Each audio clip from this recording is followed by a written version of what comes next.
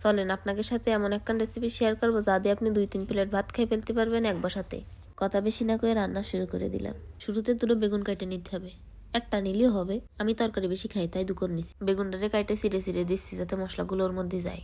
আমার দাদি কইতো লবণ পানিতে বেগুন ভিজে রাখলে নাকি ভাজার সময় তেল কম লাগে। এখন তেল কম লাগুক আর না লাগুক, দাদি যখন কইছে তাহলে রাখতেই হবে। কয়টা রসুন আর কয়টা শুকনো জাল শিলি বাটে নিচ্ছি, আর এর মধ্যে দিয়ে দেবো একে একে লবণ, সর্ষের তেল আর ধনেপাতা।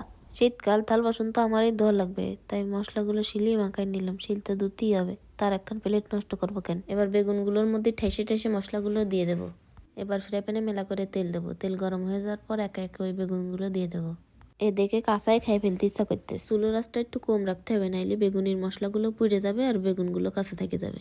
আমার মতো গুতোগুতি স্বভাব থাকলে বাদ দিয়ে নে, বেগুনে গুতলি ভাঙিয়ে যাবে। এ বানাতে মেলা সময় লাগে না, অল্প একটু সময় লাগে, কিন্তু খাইয়ে আপনার কাছে গোশ ফেল লাগবে। আর এই বেগুন ভাজা খাইয়ে আপনার শ্বশুর আর করতে পারবে না যে আমার মেয়ের মতো কেউ রাঁধতে পারে না। এক বেগুন ভাজাই কিস্তি মাত্র।